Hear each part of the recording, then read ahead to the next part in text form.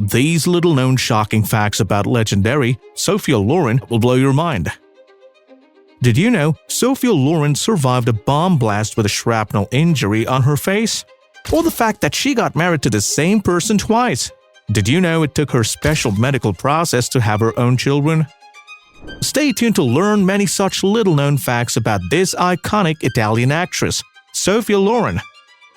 Loren was born on September 20, 1934, in Rome, Italy. Her father, Riccardo Ciccolone, abandoned Sophia Loren's mother a few years after Sophia was born, leaving the mother with two daughters to care for with no financial support. As a young girl, Loren was constantly bullied in school, and she was nicknamed Toothpick by her mates because of her skinny and slender appearance. Her mother wanted to be an actress, but she couldn't, so she pushed Sophia to live that dream. She signed Sophia up for the Miss Italia 1950 beauty pageant. At that time, Sophia was 15. She finished as one of the 3 contestants and was crowned Miss Elegance 1950. As you know the story, this was the event that opened Hollywood doors for the young actress. She met film producer Carlo Ponti at the pageantry. He was one of the judges, and he encouraged her to feature in his movie and to change her name from Sophia Brigida Ciccolone to Sophia Loren. Following Ponti's advice, Loren enrolled in a drama school in Italy and made her first uncredited film appearance that following year at 16 years old. She continued to make minor appearances in a few other films until her breakthrough role in the 1954 Italian anthology film The Gold of Naples. Oh, there are some things the American dollar cannot buy, Mr. Hamilton. Not many, but some. After this, for the next 3 years, Sophia would feature in a handful of Italian films, including the Italian comedy film Too Bad She's Bad and La Bella Macnaia with co-star Marcello Mastroianni. In 1954 was the year Sophia Loren went global, following a 5-picture contract with Paramount Pictures. By the following year, Sophia was at the top of the industry. She became one of the biggest and the most popular actresses in the United States and Europe. One of the highlights of her career was when she was paid $1 million to feature in El Cid and the Fall of the Roman Empire. Sophia was named by the American Film Institute as one of the greatest female stars of classical Hollywood cinema.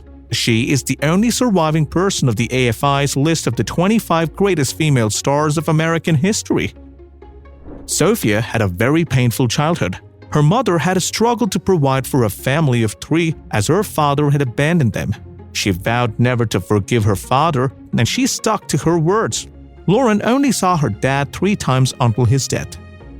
While growing up without a father figure made Loren work harder, it also made her extremely vulnerable. Only the vultures who are wheeling in the black skies. Meeting Carlo Ponti at the 1950 beauty pageant kick-started her Hollywood journey.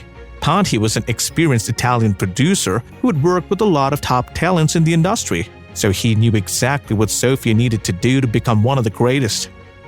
He featured her in some of his best movies, offered her guidance, and also introduced her to prominent people in the industry. With Ponti by her side, Loren was ready to take over Hollywood, but Ponti had something extra on his mind. At the time, there were whispers of a romantic affair between the 2 movie stars, but Loren was always too quick to dismiss all suspicions. She claimed that they were only friends, and she was right. Or at least, she thought so. By the time she was 19, her feelings for the producer had evolved, and they had become lovers. Growing up in a dysfunctional home made Sophia crave for a legitimate family, one in which she now saw Ponti as her husband, but she was about to get the shock of her life. Carlo Ponti had a dirty secret. He was married with 2 kids, and that was not even the best part. He couldn't divorce his wife even if he wanted to, because at that time, divorce was illegal in Italy.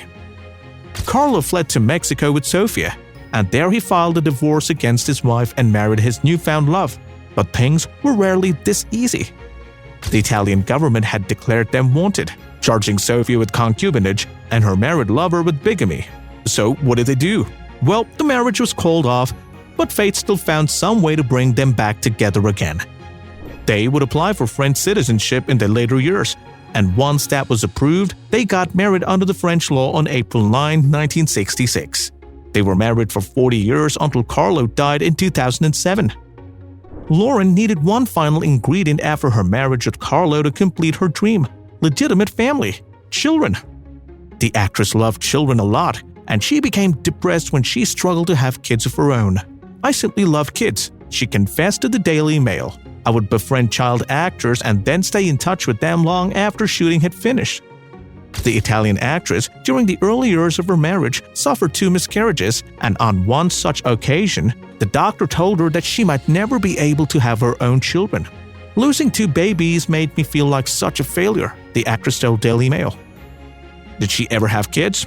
Well, yes, but it took a trip to Switzerland to meet some of the best hands in the medical field. Today, Loren has 2 sons and 4 grandchildren.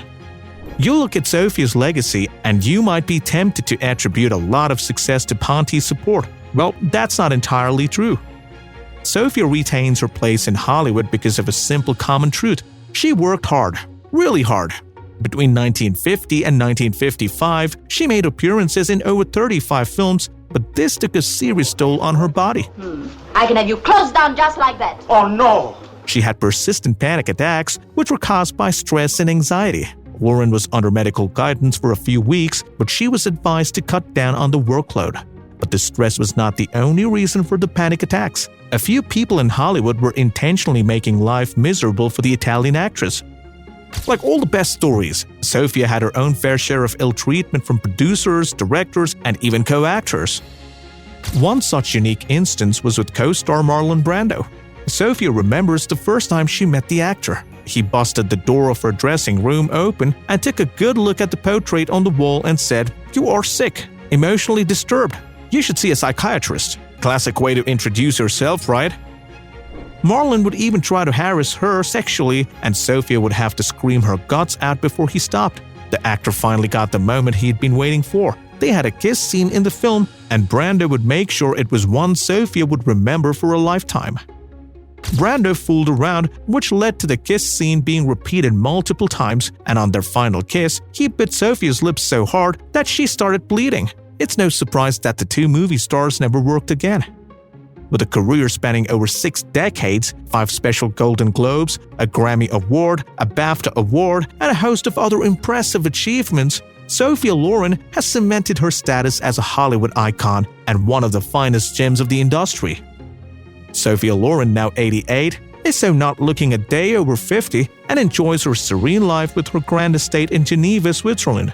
She has an estimated net worth of $150 million. Now it's your turn. What do you remember about the beautiful Sophia Loren? How old were you when you saw her on screens for the first time? Let us know in the comments, and while at it, give this video a like if you enjoyed it and hit the subscribe for more videos like this. Thank you for watching.